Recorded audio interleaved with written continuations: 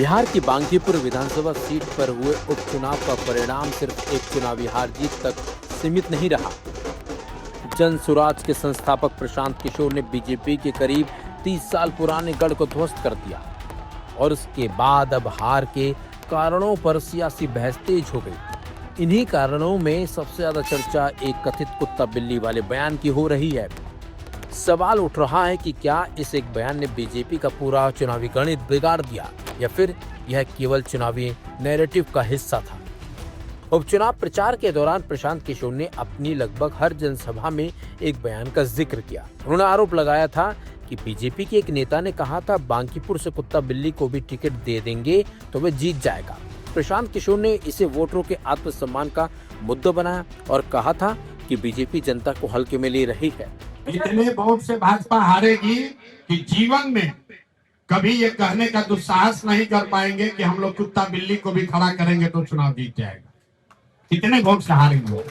प्रचार के दौरान सोशल मीडिया पर एक वीडियो तेजी से वायरल भी हुआ जिसमें दावा किया गया कि यह बयान बीजेपी के वरिष्ठ नेता रविशंकर प्रसाद ने दिया। वीडियो में ऐसा प्रतीत होता है कि वह कह रहे हैं हम किसी कुत्ता बिल्ली को खड़ा कर देंगे तो जीत जाएंगे। ये वीडियो चुनाव प्रचार के दौरान खूब साझा किया गया और विपक्ष ने इसे बड़ा मुद्दा बनाया। हालांकि इस दावे पर रविशंकर प्रसाद ने साफ इनकार किया। उनका कहना था कि वायरल वीडियो एडिट किया गया है और उन्होंने ऐसा कोई बयान नहीं दिया। उन्होंने कहा कि भारतीय जनता पार्टी अपने प्रत्येक कार्यकर्ता और मतदाता का सम्मान करती है और उनके बयान को गलत तरीके से पेश किया गया। एक प्रतिद्वंदी ने कहा है कि भाजपा कहती है कि हम किसी को खड़ा कर देंगे कुत्ता बिल्ली को तो हम जिता लेंगे। ये बिल्कुल गलत है, बेबुनियाद है। भारतीय जनता पार्टी अपने एक एक कार्यकर्ता का सम्मान करती है। इसी कारण आज एक बूथ का कार्यकर्ता लड़ रहा है और जीतेगा। हम ऐसी भाषा नहीं करते और वो सारी बात जो कह रहे हैं ये उनका अहंकार बोलता है। यहीं से इस पूरे विवाद का दूसरा पहलू सामने आता है। अब तक सार्वजनिक रूप से ऐसा कोई प्रमाण सामने नहीं आया जो स्वतंत्र रूप से यह पुष्टि करता हो कि वायरल वीडियो में दिखाया गया कथित बयान वास्तविक और बिना संपादन का है। दूसरी ओर यह भी स्पष्ट नहीं है कि अगर ऐसा बयान किसी और बीजेपी नेता ने दिया था तो वो कौन था। प्रशांत किशोर ने भी अपने आरोपों में किसी नेता का स्पष्ट नाम सार्वजनिक रूप से नहीं बताया। बावजूद इसके राजनीतिक तौर पर यह मुद्दा असरदार साबित हुआ। प्रशांत किशोर ने इसे चुनावी हथियार बनाया और हर मंच से वोटरों के सम्मान का सवाल उठाया।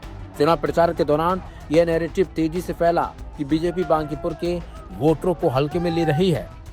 राजनीतिक विश्लेषकों का मानना है कि स्थानीय स्तर पर इस मुद्दे ने वोटरों के बीच चर्चा जरूर पैदा की है।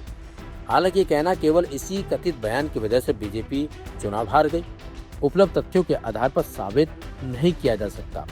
किसी भी चुनावी नतीजे के पीछे कई कारण होते हैं। स्थानीय मुद्दे, उम्मीदवार की लोकप्रियता, संगठन की स्थिति, चुनावी रणनीति और वोटरों का वोट। इसलिए हार का पूरा कारण इस विवादित बयान को मानना तथ्यात्मक रूप से सही नहीं होगा। लेकिन इतना जरूर है कि चुनावों में धारणा कई बार वास्तविकता से भी ज्यादा प्रभाव डालती है।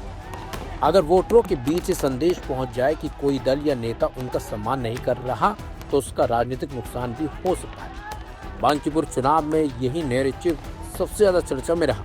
अब बीजेपी इस पूरे विवाद की सच्चाई सामने लाने की कोशिश कर रही है, जबकि प्रशांत किशोर की जीत के बाद ये मुद्दा राजनीतिक बहस का हिस्सा बना हुआ है। ऐसे में सबसे बड़ा सवाल यही है कि क्या एक कथित बयान ने चुनाव की दिशा बदल दी या ये सिर्फ एक प्रभावी चुनावी रणनीति थी जिसने जनता के बीच मजबूत संदेश पहुंचा दिया।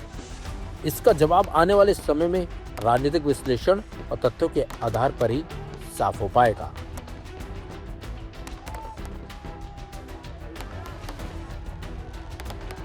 ड्रामा नहीं हुआ, जैसा कि बताया हम लोगों ने कि 16 से ज़्यादा जन स्वराज के नेताओं को पुलिस ने कल पूरे शाम देर रात तक परेशान किया। उनको अरेस्ट, सो कॉल्ड अरेस्ट किया है, लेकिन बेसिकली पेपर पे अरेस्ट नहीं किया, उनको डिटेन कर लिया है और फिर उनको अलग अलग थानों में रखा गया।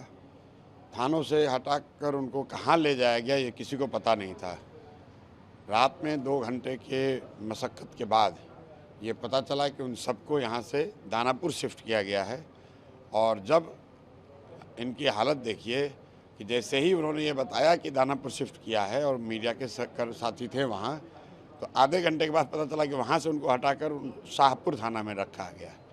तो हम लोग का इतना ही कहना है कि अगर उन्होंने कुछ गलती करी है, अगर कोई गैर कानूनी काम किया है तो उन पर आप केस कीजिए, लेकिन अगर वो नहीं उन्होंने किया है तो सिर्फ और सिर्फ सत्तारूढ़ दल बीजेपी की मदद करने के लिए, सरकार की मदद करने के लिए पुलिस राजनीतिक दल बनकर जन स्वराज के कार्यकर्ताओं को पकड़कर उनको सिर्फ इसलिए पकड़ रही है कि वो चुनाव में कुछ न कर सके।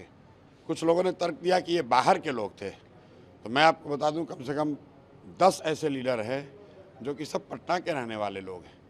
रात में उनके घरों पर रेड करके उनको पकड़ा गया है और वो सब, किसी पुलिस ने अभी ये नहीं बताया कि किस क्राइम में पकड़ा गया है, लेकिन जो भी बात है वो तो अपनी जगह पर निपटा जाएगा। ये क्लियर है कि हारती हुई भाजपा, पहले उन्होंने अपने विधायक सांसदों को लगाया, मंत्री नेता अभिनेता सबको लगाया, कोई असर नहीं हुआ। फिर उसके बाद उन्होंने अपने एनडीए के साथियों को लगाया, साथी दलों को, उसका भी असर नहीं हुआ।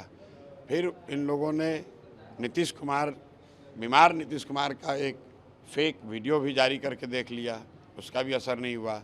2 दिन धुआंधार पैसा, घर घर पैसा बटा है। बिहार के लोगों के बच्चों के भविष्य की कीमत इन्होंने 1000 रुपये 1500 रुपये प्रति वोट लगाया है। जब कुछ भी काम नहीं आया, लोग पैसा लेने के बाद भी नहीं जब डिगे, तो कल इन्होंने पुलिस का इस्तेमाल किया है।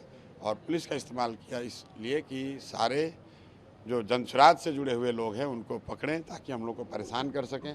अब सारे लोग, हम लोग तो आप देख रहे हैं थाने में बैठे हुए 3 बजे तक, लेकिन उसका कोई असर नहीं है।